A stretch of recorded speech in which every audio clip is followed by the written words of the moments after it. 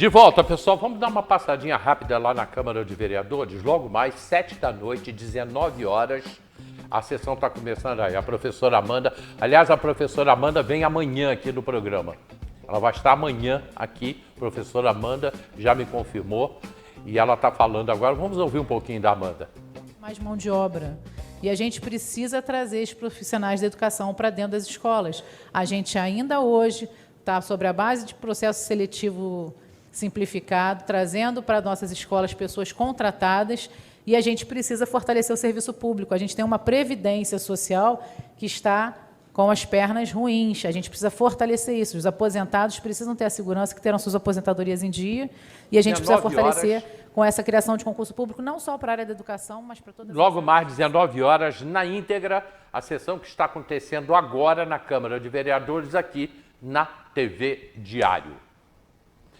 Gente, eu abri o programa hoje falando sobre a visita do Sérgio Cabral a Teresópolis e falei que até o pastor Marcos Basílio também estaria hoje aqui no programa. E eu fiz um texto hoje que eu escrevi lá no grupo da Missão Metodista Beldon. E esse texto que eu escrevi é falando sobre a política e a religião. E as pessoas dizem que tem muita gente que diz que política não pode se meter em religião, religião não tem que se meter em política. Só que a política faz parte da religião. Eu assisti um filme agora recentemente, aliás, eu já vou te botar no papo de uma vez. Bom dia, irmão. Bom dia, Hélio.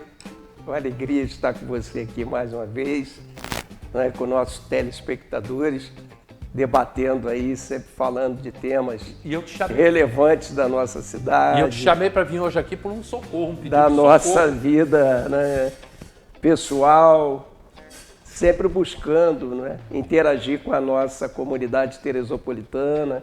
E hoje a TV Diário chega em outros municípios que são vizinhos nossos, onde a gente tem pessoas amigas, e isso é muito bom.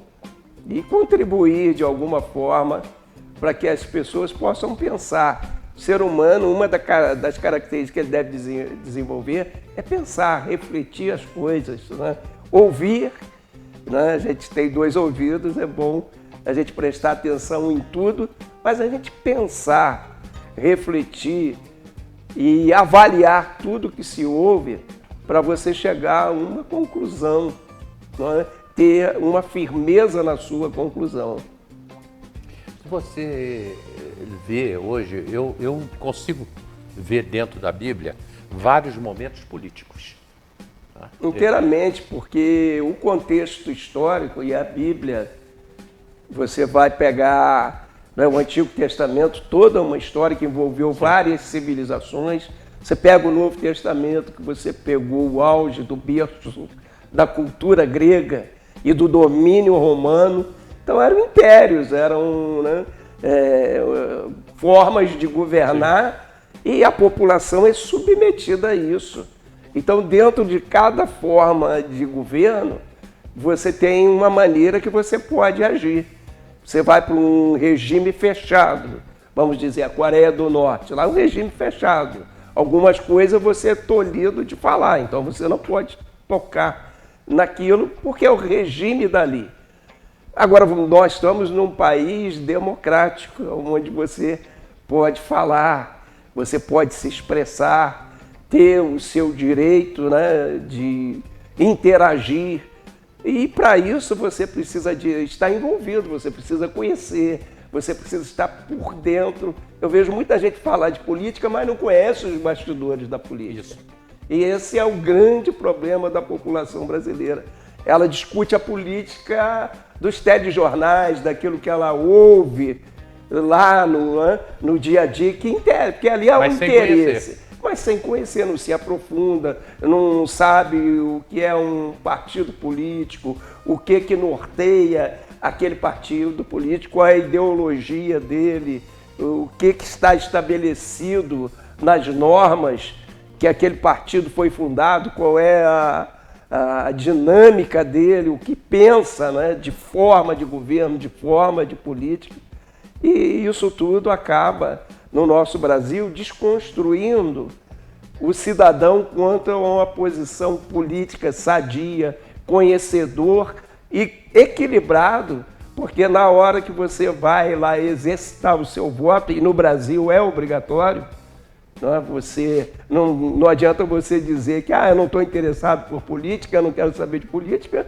Quando chega as datas das eleições, você tem que votar. Mas não vai, tem muita gente que não vai.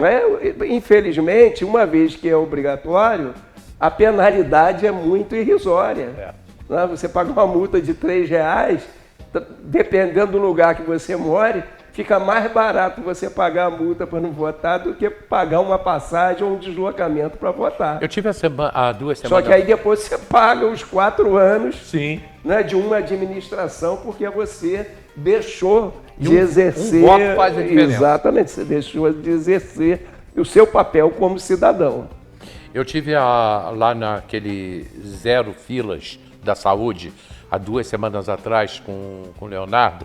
Fui lá no Semusa, conhecer o que era o Zero Filas na Saúde. E uma senhora de 81 anos, dizendo para Leonardo, eu votei em você, eu saí de casa, eu tenho 81 anos, eu nunca deixei de votar. Pequenininha, desse tamanho assim, ela metade do Leonardo. Pequenininha assim. E aí e eu fiquei olhando, eu até fiz a foto e trouxe aqui na televisão. Eu falei, que exemplo, né? 81 anos, dizendo da importância do voto. E você tem pessoas que não querem saber, não estão completamente desinteressadas. Exatamente, elas se sentem frustradas pelos erros de alguns políticos, de uma má administração, sabendo que você tem que exercitar o seu voto. Se a pessoa não cumprir aquilo que ela prometeu, na próxima eleição você não vai mais, aquela está descartada. Esse é o processo legítimo que é vigente no nosso país. Você vai lá e dá o seu voto de confiança naquele candidato que você olhou o perfil deles, avaliou, você vê que é o melhor ali, tem condições para exercer aquele cargo ali, aquela função. Sim. E você vai em cima disso votar. Se na caminhada ele não corresponder, o processo é esse, é você, na próxima, substituí-lo por outro candidato que também vai se apresentar com as suas qualificações. E com tudo isso, você está exercendo, porque é o processo do nosso país. Não adianta você querer se eximir disso e dizer, eu não votei, então eu não tenho culpa. Você tem culpa por omissão. Porque você tem a culpa por ação, mas também você tem a culpa por omissão. E a religião evangélica, por exemplo, ela surgiu por uma questão política. Tudo vai envolver a política. Foi um padre, não foi? Lá atrás. No Brasil, né? A história... Não, lá na Europa. Ah, sim. Que foi contra, ele era contra. É que me fugiu agora o termo. A gente fala... Não, a reforma protestante, ela vem através de Martim Lutero, né? O protestantismo era onde eu queria exatamente, chegar. Me fugiu o protestantismo. 1531. Ele era um padre.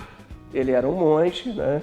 E aí ele foi contra a Igreja Católica. Ele levantou 95 teses que, na verdade, em princípio, o desejo dele não era a ruptura, era justamente trazer a igreja de então para o caminho certo. Então ele levantou 95 teses nas quais ele estava mostrando os desvios da igreja da época por aqueles que estavam no exercício do poder religioso, e isso não foi aceito, ele foi considerado como um herege.